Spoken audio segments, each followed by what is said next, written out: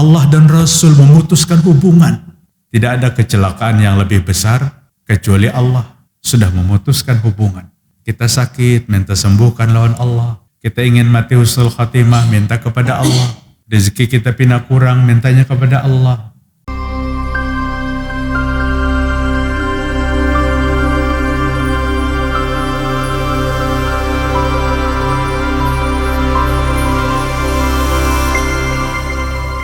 Pada saat Allah menyatakan putus hubungan,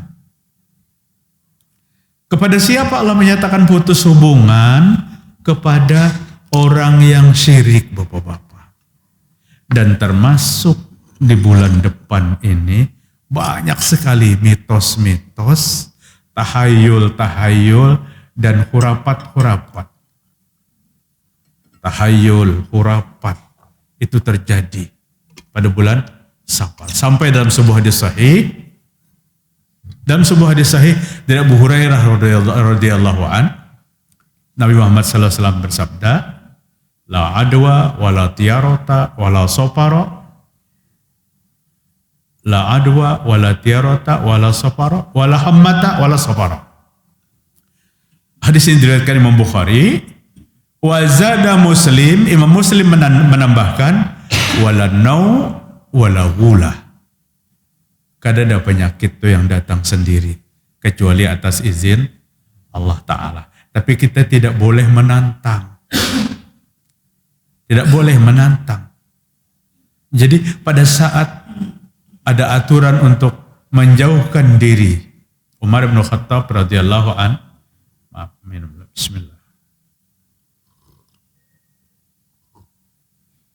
Di waktu berjangkitnya penyakit di wilayah kekuasaan beliau memilahkan antara yang terkena penyakit dan yang tidak terkena penyakit. Yang tidak terkena penyakit diungsikan ke tempat yang lain.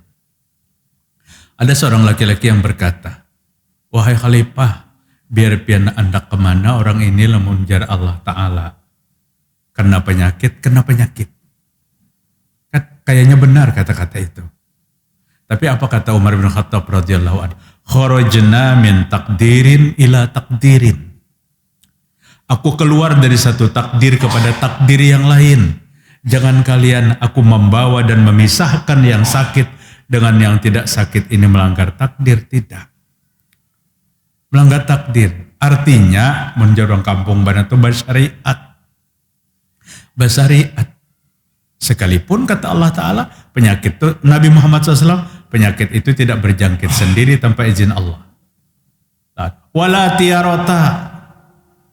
Dan tidak ada tiaroh. Tiaroh itu menyandarkan nasib kepada satu benda. Apapun bendanya yang dianggap meraih barokah, termasuk kelambu Baitullah. Musim ibadah datang haji, ramai membawa kelambu Baitullah. Ditukar di sana, kemudian dijual pulang di sini. Memang jiwa pedagang.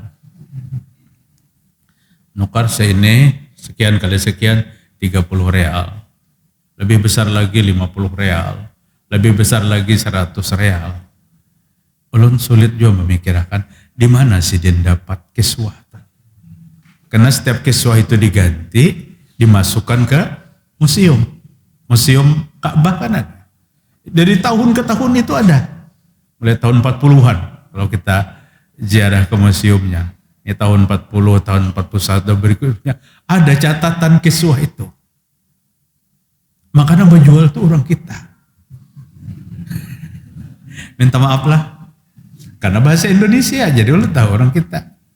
Ya, waktu kami hajian tuh datangan bawa. Ini 30 real, ini 50 real, ini 40 real. Menukaran berhemat. Ya, popong di tangati. Tapi alhamdulillah sakamar kami depan dari jangan empat menukar. Karena itu kada ada manfaat, itu khurafat, merusak nilai ibadah haji kita. Kemuyakannya di kamar kami aja kada menukar. Akhirnya habis dijualinya, ketok terakhir tok dibuka. Ayo ulun bariakan aja nabi yang kada menukarnya. Akhirnya dibariakannya Pak. Ini khurafat. Menganggapkan sesuatu itu ada mitos yang yang tinggi. Jamaah sekalian, tiaroh, jangan menyandarkan sesuatu. Banyak di sana tuh Pak hurafatnya. Kami tuh pernah mendengar orang berdebat bermemalaman nih. Ujian nasikum, Allah yarham, sudah meninggal dunia. Dan Allah mengampuni. Di Makkah berdebat sakamar. Tahu kan burung dara yang ada di Madinah ini, yang di Makkah waktu itu sudah di Makkah. Burung dara yang ada di Makkah ini malaikat. Lain burung asli. Ujar nang sekom, kada percaya aku pasti burung asli itu.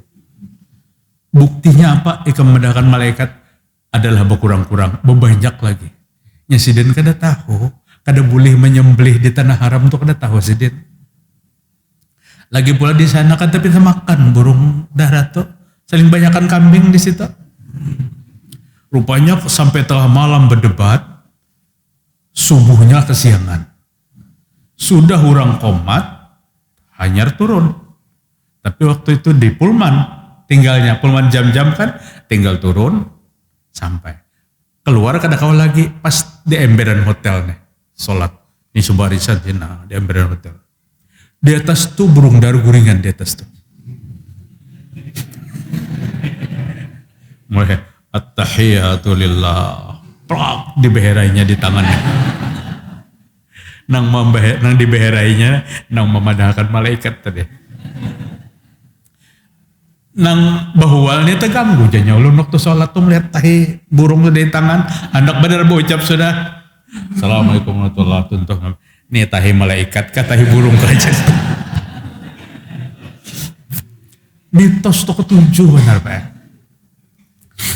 Padahal itu urusan Allah Ta'ala, mau burung, mau malaikat, mau apapun. Kada perlu menjadi perdebatan kita. Yang pertama, ilmu yang tidak diamalkan. Maka apa-apa itu selesainya lawan ilmu. Khudhu anni manasikakum, itu ilmu Bapak-bapak. Ambil kepadaku cara kalian berhaji. Ambil kepadaku cara kalian berumrah. Bisalah kita melihat Nabi berhaji berumrah? Kada bisa. Lawan apa kita melihatnya? Lawan ilmu yang sampai kepada kita. Diajarkan kepada kita ilmu. Dan kita mengerti. Kayak ini Nabi tawaf, kayak ini Nabi sa'i, kayak ini Nabi tahallul. Mengerti. Kayak ini Nabi melontar dan seterusnya. Dan seterusnya. Musim sebelum jamaah tulak tadi ada beberapa orang yang datang ke rumah sekeluarga. Ustaz sehari barang pian minta di mana sih kan? Ayo jalan datang ke rumah. Tang harian Pak diberikan manasik. Memang yang paling rumit itu melontar. Dari pencarian batu sampai melontar. Karena sekian banyak manusia yang mencari batu. Itu bisa kada kebagian. Maka membawa batu itu julun harus labihan. Kalau pindah tak gugur. Dasar bujuran juga. Ulun membawa 7. Ujarnya waktu melontar jumratul ula. Usta. Akobah pertama 7, rupanya gugur sebiji. Bismillahirrahmanirrahim 1, Bismillahirrahmanirrahim 2. Ini tangannya.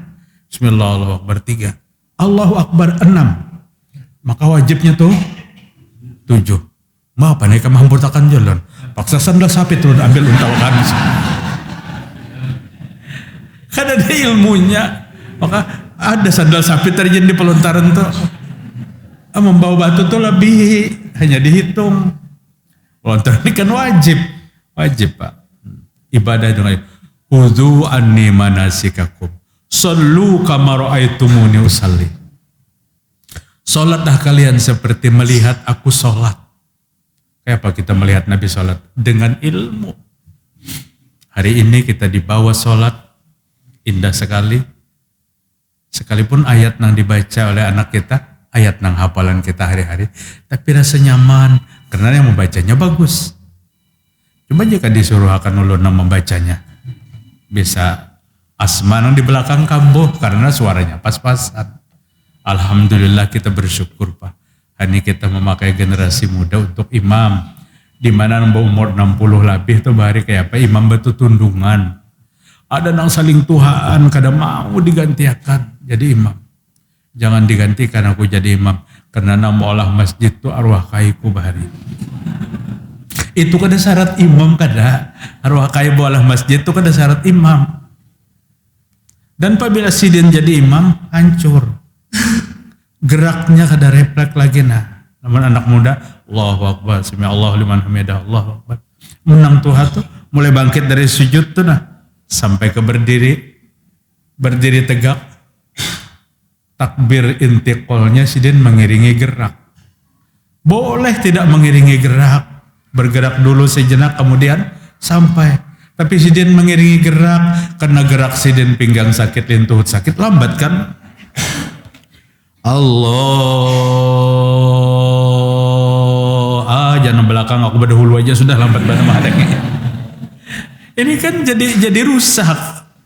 Ada ancaman dari Nabi Muhammad SAW. Dalam sebuah hadis yang sahih Imam Bukhari meriwayatkan, "Ama yasha'ahadukum aw la yasha'ahadukum idza rafa'a ra'sahu qabla al-imam ay ja'ala suratahu surata himarin wa ja'ala ra'sahu ra'sa himarin." Kalian apakah ada takut pada saat kalian mendahului imam kalian dalam salat? Allah akan jadikan mukamu seperti muka keledai. Allah jadikan kepalamu seperti kepala keledai. Hadis sahih, Pak. Untung hadis ini berlakunya kaina hari kiamat. Jika hadis ini berlaku imbas sholat langsung jadi keledai, kada ketangkapan kita banyak benar. Nang kada sabar menunggu imam. Wajib makmum itu menunggu imam. Urusan imam itu siapa? Oh, imam itu sopirku, inya bacaannya bagus. Tukang kebunku, apa di bekerja di tempatku. Coba Bapak, huzil Quran biar Pak kata Nabi. Ambil Al-Quran untuk kepada 4 sahabatku. Siapa 4 sahabat itu? Ibnu Mas'ud, sahabat. Mu'az bin Jabal, sahabat. Ubay bin Ka'ab, sahabat. Wa Salim, maula Abu Huzaifah. Ambil Al-Quran kepada Salim, budak Abu Huzaifah. Salim ini hamba sahaya. Tapi karena bacaannya fasih, bacaannya bagus, maka Nabi menyuruh kalian berguru kepadanya. Ini guru Al-Quran pertama di kalangan sahabat 4 orang. Termasuk salah satu di antaranya budak. Dan itu Nabi buktikan. Nabi menunjuk Salim maula Abu Huzaifah menjadi imam di Masjid Kubah. Masjid pertama yang dibangun sebelum Masjid Nabawi. Setelah dibangun Masjid Nabawi, Nabi menjadi imam di Masjid Nabawi, mengimami Masjid Nabawi setelah hijrah. Maka Salim ditunjuk oleh Rasul, seorang budak itu, untuk mengimami Masjid Kubah setelah dia dimerdekakan. Kalau budak kalau belum merdeka, tidak. Setelah dia dimerdekakan, maka ditunjuk menjadi siapapun orangnya apabila memenuhi syarat, maka itu yang maju ke depan. Kada tahu umurnya anom pada kita, kada tahu itu cucu kita, kada tahu itu kemanakan kita. Dia yang lebih berhak untuk memimpin sholat. Ya ummul qauma aqra'uhum. Yang mengimami satu kaum itu adalah orang yang paling qori, orang yang paling fasih dalam membaca Al-Quran. Paling fasih bacaannya di antara kita. Kemudian yang tidak bermanfaat wa amalun la akhlasa wa la iqtada'a bihi. Bagus benar Ibnu Qayyim. Satu amal yang dikerjakan tidak ikhlas dan tidak mencontoh kepada Nabi Muhammad SAW. Mengatakan sia-sia beliau. Jadi amal itu harus dikerjakan ikhlas dan mencontoh. Ada ayat 110 surah Al-Kahfi. Faman kana yarju liqa'a rabbih falyamal amalan shalihan wa la yusyrik bi'ibadati rabbih ahada. Siapa yang berharap untuk bertemu Allah Subhanahu wa taala, falyamal amalan shalihan, hendaklah beramal dengan amal yang salih. Wala yusyrik bi'ibadati rabbi ahada, dan jangan menyekutukan Allah dalam beribadah kepada Allah dengan seorang jua pun. Al-Hafiz Ibnu Katsir, seorang tokoh mufassir bermazhab Syafi'i, Pak. Tafsirnya dipakai oleh orang yang bermazhab Syafi'i. Al-Hafiz Ibnu Katsir menafsirkan "Falyamal amalan sholiha" pada ayat 110 Al-Kahfi, maka beramallah amal yang solih. Apa yang dimaksud amal yang solih oleh Ibnu Katsir? Wal amalut tiba'un Nabi sallallahu alaihi wasallam, yaitu amal yang mengikuti contoh yang diajarkan oleh Nabi. Sebenarnya Nabi itu kadang merepotkan kita. Kalau apa yang Nabi ajarkan kita ikuti, kadang repot. Nang repot tuh ditambah-tambah. Seolah-olah Nabi kadang mengerti kebaikan yang seutuhnya. Sehingga apa yang sudah Nabi katakan, ini jumlahnya, ditambahinya. Imam Malik kan kayak itu. Ujar Imam Malik, melebihi ajaran Nabi, memadahkan Nabi, kurang dalam menyampaikan. Mengurangi ajaran Nabi, memadahkan Nabi, lebihan dalam menyampaikan. Habis apa? Gawi apa yang ada? Dalam ibadah apapun bentuknya, ini dalam ibadah, dalam kehidupan sehari-hari, itu silahkan selama itu tidak melanggar kaidah hukum agama kita. Jadi suatu amal yang dilakukan tidak ikhlas dan tidak mengikuti contoh kepada Nabi Muhammad SAW, maka itu perbuatan sia-sia. Sampailah Pak sudah Pak.